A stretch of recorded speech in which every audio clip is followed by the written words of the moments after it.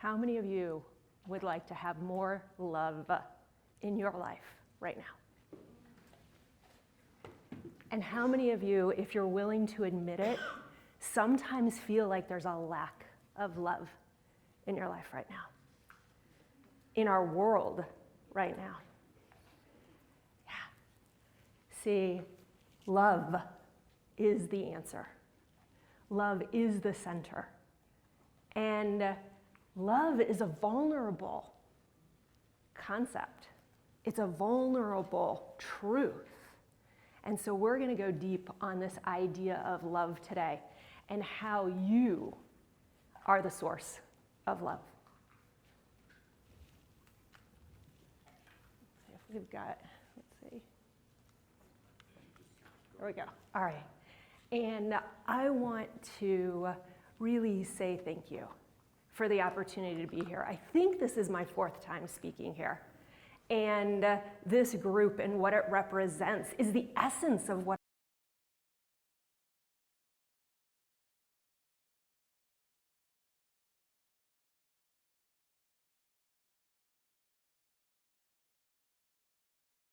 I'm honored to be here with you today. Whoops, let's go the other way. And so this idea of leadership, not everybody realizes they're a leader. But if you're in business, you are a leader. If you're not in business, you are a leader. You are leading and influencing all the time. Every door that you walk through, every client that you talk to, every child that you speak to, every neighbor that you speak to, your partner, your lover, you're leading all the time. But where are you leading from? How are you leading? I hope it's from love, so let's talk about it. It really is 100% about love. Love is the gateway. And there's something that precedes that. The Dalai Lama said in 2009, the world will be saved by the Western woman. Thank you. And this is not a talk about women and what they're going to do, although they're big contributors. What if it wasn't the Western woman, but what if it was the feminine? The feminine, the gateway to love. What if it was the feminine that lives in each and every one of us, man and woman, wherever we fall on that gender spectrum? What if it was the feminine that was the gateway to love, the divine, the healing that we and our planet and our culture and our societies and our communities so desperately needs right now? What if? But here's the thing. With the feminine being the gateway, there's 2 major problems. And the first one is we're all scared of the feminine. Who knows what I'm talking about? Do we judge the feminine? How many women, if you're in this room and on some part of you says the feminine is weak, the feminine can be a doormat, the feminine can be taken advantage of, how many of you would be willing to admit that if you live in a female body, you've got feminine energy, you've had that judgment? I did. See, I didn't tell you yet about my story, but I actually am by degree, I'm an electrical engineer. I grew up in the heart of the women's movement in the 70s, grew up with the first divorced family on the block, had really massively negative judgments about men and decided I would never depend on a man. But I wore a t-shirt all the time that said, if I follow you home, will you keep me? Because I so wanted to be loved. And as I grew up, I so wanted a guy, but I didn't want a guy because I was going like, come on. And I was going like this at the same time. I don't need you. I got this. And so I made sure that I got that electrical engineering degree. I made sure that I would never have to depend on anybody. And I went to work in the oil and gas and high-tech industries in Houston, Texas with the good old boys in the 90s. At 27, I was managing 60-year-old men. And I was proud of how I could outman them. Anybody willing to admit they've done at least something like that? I'm not the only one. And I work with so many women. Now, I will say at this point, we all have masculine and feminine. It doesn't matter what our gender is. It doesn't matter what our sexual orientation is. We all have both of these energies within us. And as we'll talk about in a little bit, it is what is our relationship to those two energies. And let me just say, my masculine was so over the top, taking over, that I didn't get to be who I was, and I didn't get to give the gift that I was meant to give. And so in that journey, I became incredibly masculine. I had married 6'3", blonde-haired, blue-eyed par golfer, concert pianist, valedictorian, Prince Charming, and we were divorced 4 years later. And he could have never loved me enough for me to have felt love. So I married all of these pieces of masculine-feminine dynamics, sacred sexuality, the divine feminine, the divine masculine, and how we are as genders, and how do we interact. And when you look at it, how often have we judged not just the toxic masculinity, but the flip side of part of what has contributed to this whole pattern is the judgment of the masculine. Do we not use, as a world, are there so many feminine words that are used to judge masculine beings when they're not quote unquote showing up? We judge the feminine, whether it's existing in a predominantly feminine body or whether it's existing in a predominantly masculine body. And the feminine is our answer, because it's the gateway to love and it's the gateway to the divine. In ancient days, part of the reason that yogis went to the caves and sat and meditated for hours and hours and hours, because they could come into that stillness of being with themselves. And that gateway into something beyond what we knew was possible. And so we've got to work with this fear of the feminine and begin to embrace it in no matter what body we live in, no matter which energy is predominant, the feminine is necessary. The other part is we're scared of going in. We're scared of who I am. And so often it's like, let me go out there and get everybody else to tell me who I am, because I don't want to look in here because I'm afraid of what I might find. Because maybe, oops. Okay, I did these in a different order. Let me go back, make sure I did that right. All right, so we're going to go to the feminine first. And so the yin and the yang, the feminine and the masculine. These two energies, as I was saying, they live in each of us. And one of those two energies is typically predominant. Most of the time, male body has predominant masculine. Most of the time, female body has predominant feminine, but not always. But here's the thing, if you look at that ancient symbol, if you look at the yang side, the white side, it has a fully enclosed circle of yin in the middle. It is the center is the yin for a yang predominant being. And if you look at the volume of it, it's about 80-20. It's about 80% yang and about 20% yin. But the yin is essential in the middle. The same thing if we go to the yin side. We cannot, if we are predominantly feminine, we cannot be fully in our power unless we embody that yang energy. And I spend weekends and weeks and months working with the yin and the yang energy with people. And here's the essence. The yang energy, if you're not sure exactly what that means, the yang energy is the penetrating, driving, directed, focused, goal-oriented energy. Make things happen. The feminine energy is the creative, expressive, flowing, uninhibited energy that is boundless, that connects us. And this is part of why it is the gateway to love, the connections. Because the masculine is actually the independent energy. I'm standing here, and I got it. And the feminine is, I want us all in. I want us all connected. And so where do we come from? And so it's not, what's important here is that there's not one that's right or wrong. The key question is, how does this marriage of energy show up in you? And are you being authentic to it? Or are you being like I was back in those corporate days, where I was all yang and that yin was like closed off? There was none. Or the masculine, so often, the friend zone, the roommate zone, the nice guy, because we've had so much judgment of the masculine that I'm not allowed to be that masculine. So we take the yin and open it way up, and then we get the nice guy who doesn't feel like they're potent in their life or in their love.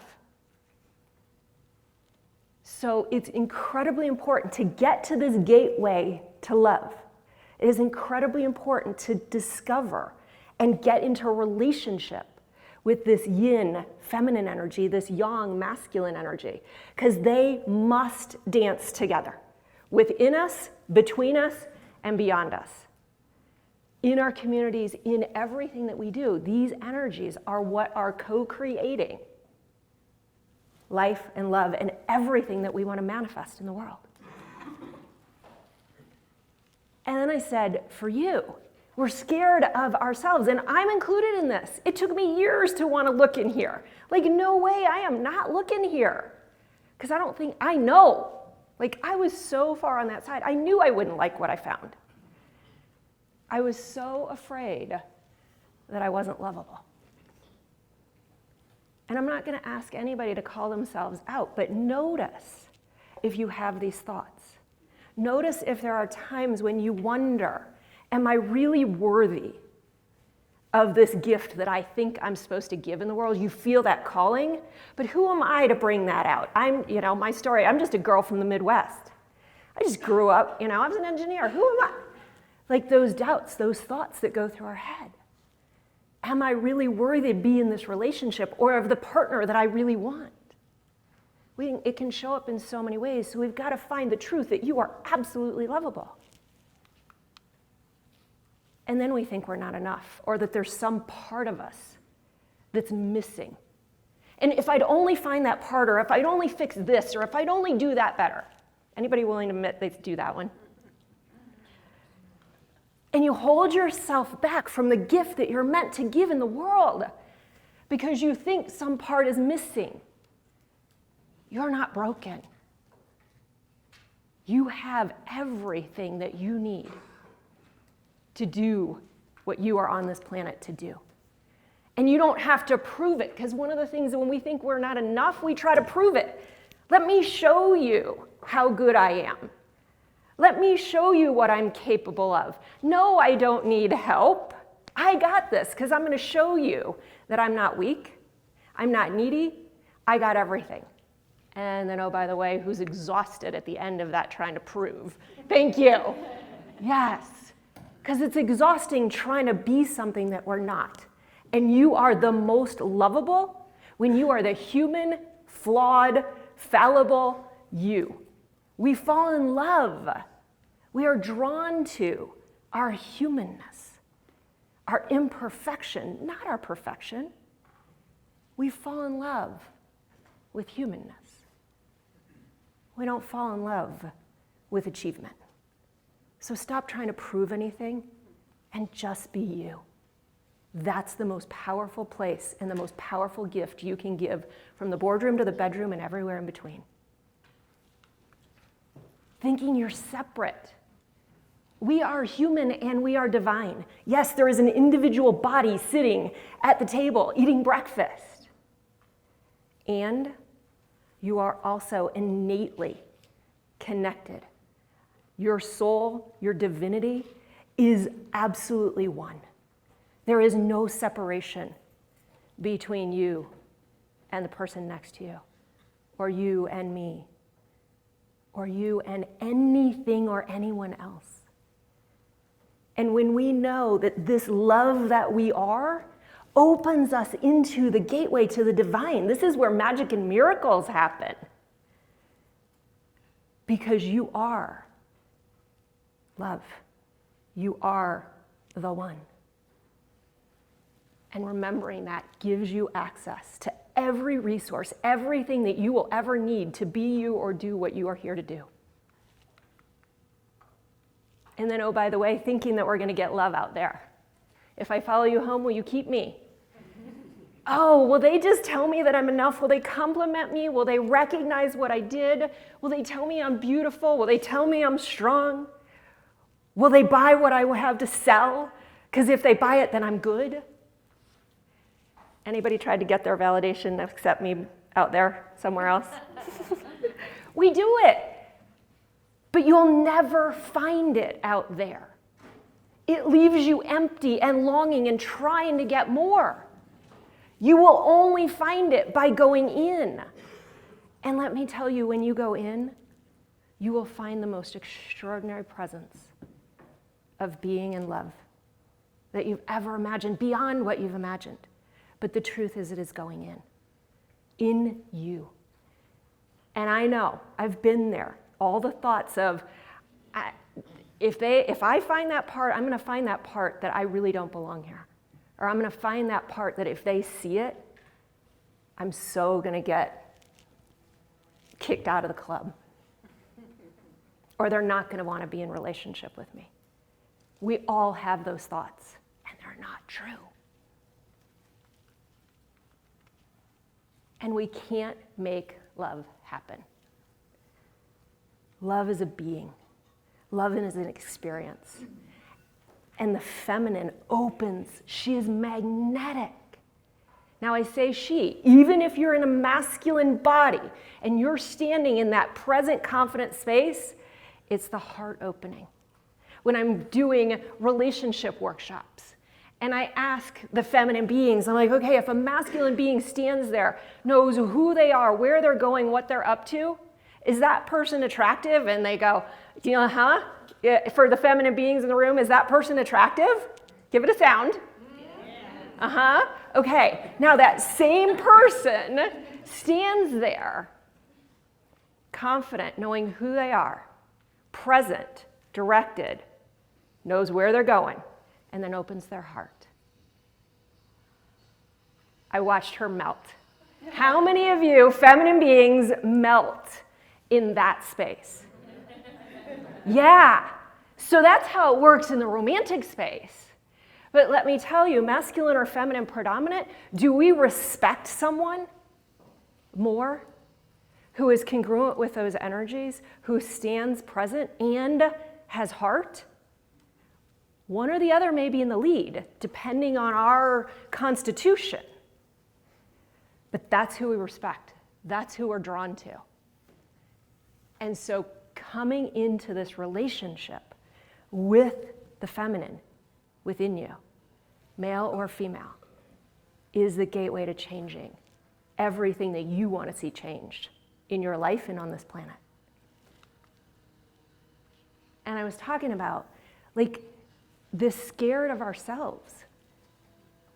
It's like we think there's this hole and we're trying to get it filled. But again, we'll never get it filled. And it isn't actually empty. It's just the longing and the loneliness for your own relationship to your soul, your heart, for you to be the most important person. See, there are so many times that we make the other person more important than we are, and it is self-abandonment. And oh, by the way, 40-year marriage therapist, the number one destroyer of intimate relationships, self-abandonment. Not abandonment by the other person, self-abandonment. Because we're not being true to ourselves and we're not bringing ourselves to the relationship. So who's actually in the relationship? And oh, by the way, apply this to a business relationship and you're trying to prove this thing. I'm so not perfect. I so mess up things. But I can tell you that my clients love the fact that I'm real. And none of us are perfect. And so bringing the wholeness of you, the good, the bad, and the ugly, the beauty and the mess, is where we fall in love romantically, where true romantic love becomes available, and it's where the divine love that we have in our business relationships, in our life relationships, through being you. And there will be no more hole. Because here's how it happens. See, so often we're going out there thinking, I'm going to get my completeness. You complete me, right? The old movie line. Doesn't work. We got to have the whole being. And then, okay, we'll talk romance. Bring two whole beings together, and we can start to create soul-to-soul love. Bring two people doing business together. Two real people. Wow, what becomes possible if two real people come together with the good, the bad, and the ugly? Like, now we got something to work with. Who's with me? Yeah. And then, who has had the idea of it would be so amazing to be in that divine union, to merge, to be in that oneness? Who's had that sense in their body? It's a very spiritual, like, one of the things that I speak about is relationship as a spiritual path. And there is a way that we know we are one, and there is often this deep desire to find that oneness. And sometimes we do that through sexuality. We look for it through sexuality. But we actually will find the two whole beings coming together. The two independent beings now have the opportunity to find the oneness and experience the oneness through looking in someone's eyes, through, yes, making love, through realizing that there is no difference between you and me. There is no teacher, there is no student, there is no client, there is no provider. There is one. And we can serve in such a greater way. So you can't have that kind of known oneness without two whole beings coming together. And you can't have two whole beings until you do your side of the fence, till you know that you are whole and complete, that there is nothing missing, that you are amazing. And one of the ways, if we put more words to it, it's an evolution of your soul. And it starts with what I call ecstatic authenticity. The gateway to this wholeness that we're talking about, this completeness, is ecstatic authenticity where, yeah, we talk about authenticity, which is beautiful, perfect. But sometimes it's like, authenticity. Now we're talking juiciness of authenticity, where it feels so good to be you, where you like who you are, why you're on this planet so much that you will never sell yourself out, settle, or twist yourself into a pretzel trying to get love, trying to get a client, trying to get a relationship, that you never again want to give up who you are because you know your unique gift on the planet. You know that nobody else can give the gift and be the being that you are. You are absolutely unique, and you are absolutely here because your soul's expression is needed. And that is the place where, yes, it is self-love, but self-love is a tough concept to actually embody, but it is this kind of relationship with you that is absolutely loving like you would love a lover. And oh, by the way, it is the place where we are willing to be seen. And when we're willing to be seen in our beauty, in our mess, in our perfection, in our imperfection, oh, by the way, love actually becomes available. We actually trust it.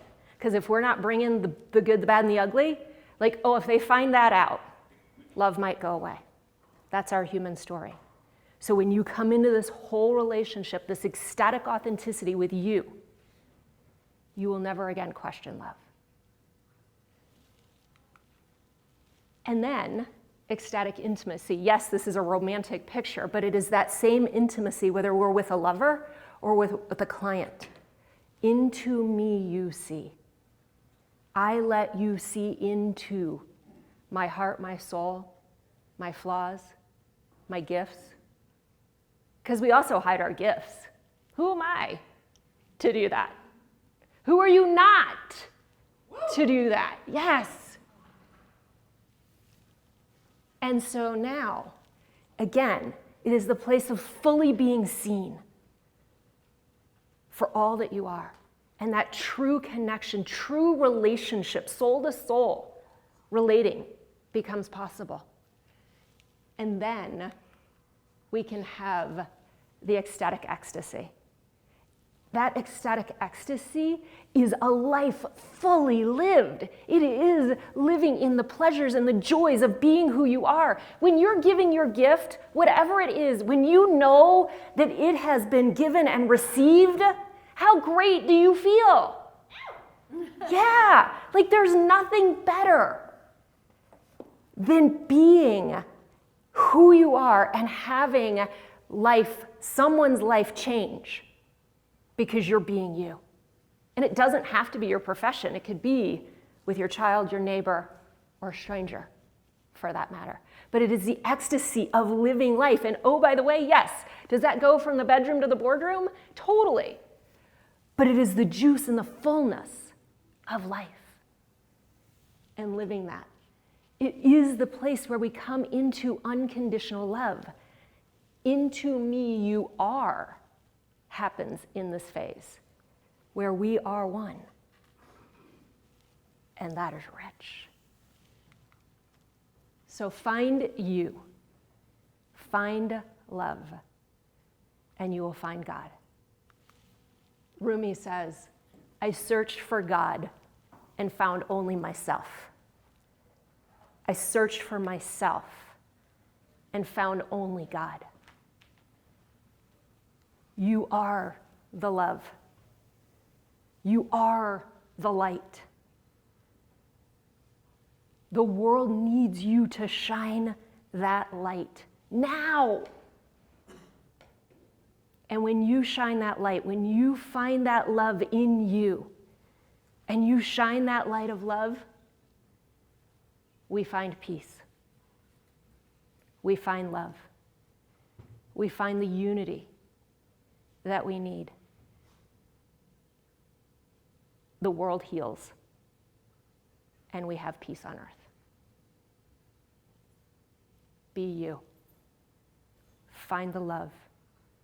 Do whatever it takes to clear out anything that obscures the light that you are. Know that there is no hole in you. Know that you are whole and complete. And be that.